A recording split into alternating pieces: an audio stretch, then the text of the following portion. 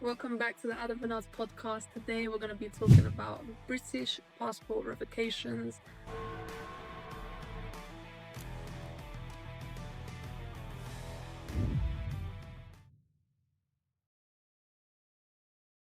And I have Mr. Bilal here with me. How are you, sir? Thank you. I'm fine. Thanks for having me over. You're welcome. Thank you for coming on.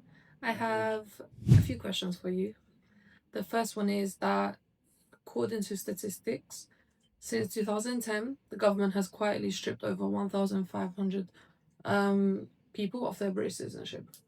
Most of them probably without warning. How is that even possible, and who's actually at risk? Well, there's two questions in it, so I will bifurcate the question one and second. Well, this is quite common nowadays where Home Office, Secretary of State wield this power and they can snatch back, or you can say claw back the nationality. And it is quite in vogue at this point or currently situations. People have been the people, British citizens have been revoked. Their nationalities have been revoked recently, and yes, without telling them, all of a sudden they realize that they're no more British citizens by receiving a notification of cancellation of their British citizenship. The people who are at the moment risk, they have been in those activities like against national security, and where they are a danger to public security and the interest of public security or interest. Secretary of State can apply and wield this uh, prerogative to cancel or rescind British nationality. People at risk is commonly people who haven't got people have dual nationalities. Like if they have two nationalities, Secretary of State is quite vocal and they can cancel those nationalities. First of all, if a person is carrying two nationalities, he or she is at risk. However, it is not a guarantee that a person has a single nationality or British nationality and he or she hasn't got any other nationality, will not await the cancellation either. Because the yardstick is if the person is a danger to public or national security, he or she can lose British citizenship. Yes. This next question is a question I get very frequently. Is that a lot of people believe that if you're born in the UK, you're automatically British. But please clarify why this is not true. I have to add another point in the previous question where if somebody has applied deceitful means and he or she has a previous criminal history and it transpired later on, the person will automatically lose British citizenship. This is a possibility. This is known as defrauding the authorities, or where they have acted something which is against the public will, and where they applied deceitful means to acquire that nationality. That citizenship can be revoked. Now I'm coming I'm back currently dealing with something like that. really. Yes, with the Albanian client who said that they were Kosovan out when they came to the UK. It wasn't them, their mom said it, but he was underage. Now it's been It's quite common at the moment because the Home Office is going checks, background checks, and it's never stopping here because they can pick up any file and they can do those checks at later stage. Doesn't matter. It's been a while. People got their British passport or nationality or naturalization, so it could be a common practice at Home Office. The other question you came to ask me about the can you repeat the question? Yes, so many people think that if they were born in the UK, they're automatically British, but it's not actually. Oh, yes. British nationality is quite a technical thing. By birth, prior to January 1983, whosoever was born in the UK or a UK flag carrier, they are presumed as British citizens by birth. After 1983, rules have been changed, and automatic British citizenship is no more there.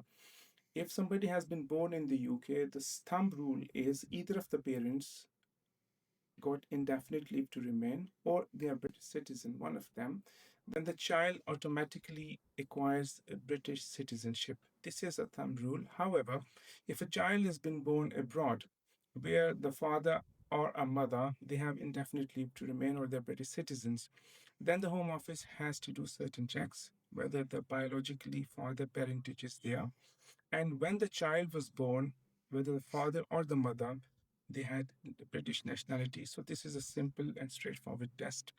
However, if somebody has a British nationality by descent, then automatic rule will not prevail. If a person got their nationality from their grandfather, the child born overseas will not get British citizenship automatically. So this must be checked, and a proper legal advice must be sought for these kind of situations.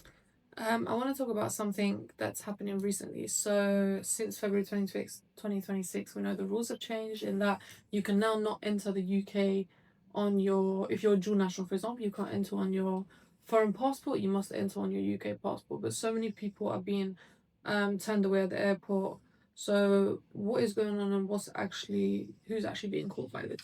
Well, there's a common practice at the moment where people have been stopped at airports for the background checks, data collections, and expired documents. Having two nationalities or having another passport in the pocket will not automatically bar you entering UK. There could be some other reasons where the Home Office or the border security stop for a person or British citizen coming back. Could be, you can say, an expiry passport or a document which is not valid, or there are some investigations going on. So it could be any reason. However, a British citizen having a British passport should not be stopped for any other reason that he or she has a proper passport. He or she can enter UK without any hindrance. Can you please walk us through the process of how the Home Office and the government actually take away citizenship? So, is there a court hearing? Do you need to get a letter? Can you argue your case before it happens? Or does it just happen overnight? Well, this is an interesting scenario where one fine morning a British citizen receives a letter, a bombshell that his or her application or British citizenship has been revoked.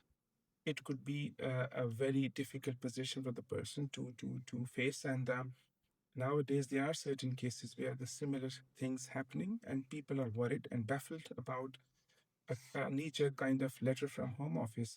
But there's also always a causation in the past where the person has been involved any fraudulent activities where he or she has acquired this nationality by deceit or defrauding the authorities. And if this is the case, then obviously a notice of revocation will be sent, and a nationality can be cancelled. However, in certain cases, Home Office gives you an opportunity to clarify your position by submitting further information, and clarifying your side of story is always helpful. And it depends what kind of notification you receive from Home Office.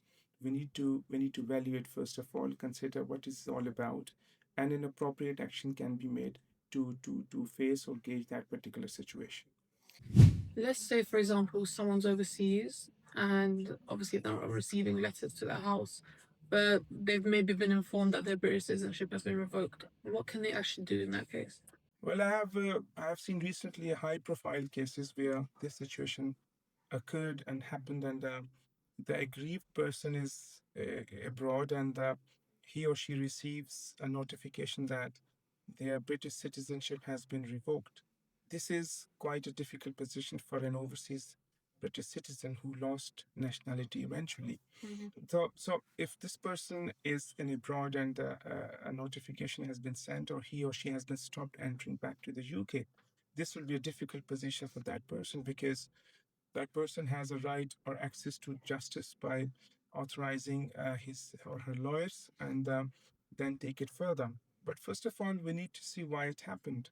It happens when that person has been notified by the Secretary of State that he or she has been participating in, you can say, terrorism activities, or or fraudulent activities in the past, where the nationality has been acquired by deceitful means or defrauding the authorities. This is a situation where he or she will be facing these kind of notifications. And in public interest or security, there's also a reason where the nationalities can be revoked. However, a person overseas receiving this notification could cause a lot of turbulence and difficulties for that person. So, access to justice will be a very difficult point for that person who is in overseas.